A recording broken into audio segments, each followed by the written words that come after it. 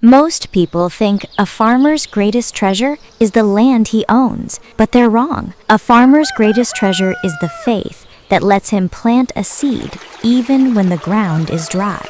Jacob had spent his entire life farming the rolling plains of Montana.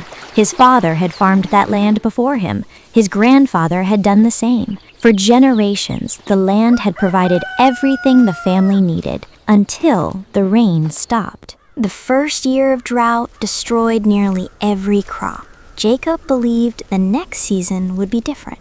It wasn't.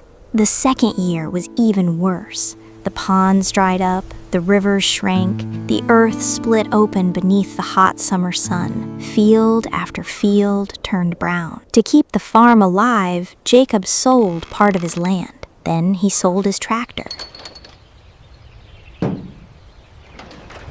Then most of the equipment his family had worked with for decades. By the beginning of the third year, almost nothing was left.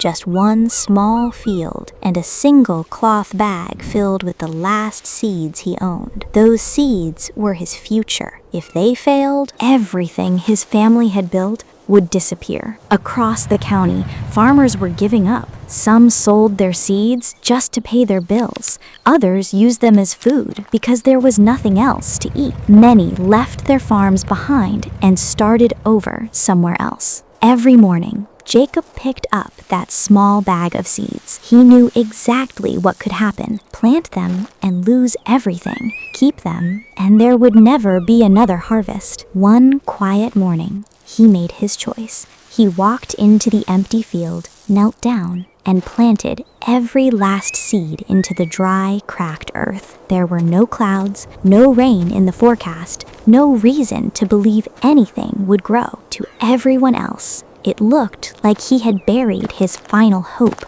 But the next morning, Jacob came back, and the morning after that, he came back again. He walked the field before sunrise. He looked across the silent rows of dirt. He touched the dry soil with his hands. Then he quietly went home. Days passed, weeks passed, months passed. Nothing happened. Not a single green shoot appeared. By the end of the season, the field looked exactly the same. Most people forgot about it. Even Jacob stopped expecting anything. But he never dug the seeds back up. He left them exactly where they were. Winter came, then it passed. When spring arrived, something finally changed. Heavy snow melted across the mountains. The rivers filled again. Gentle rain soaked the land for days.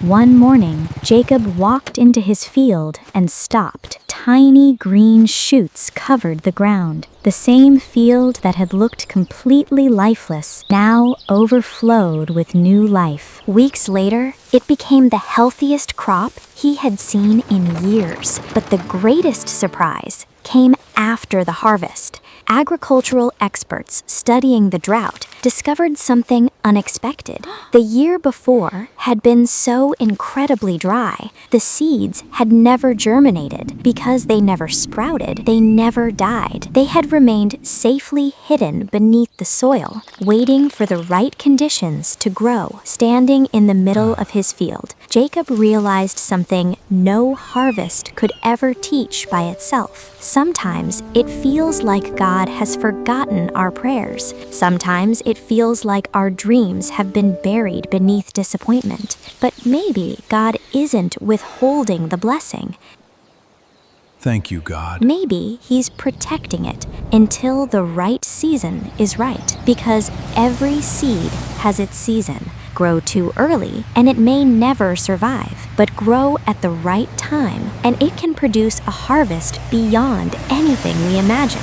So if it feels like nothing is happening in your life right now, thank you, God. Don't lose heart. The seed beneath the soil isn't dead. And maybe God isn't hiding your blessing. He's been protecting it all along.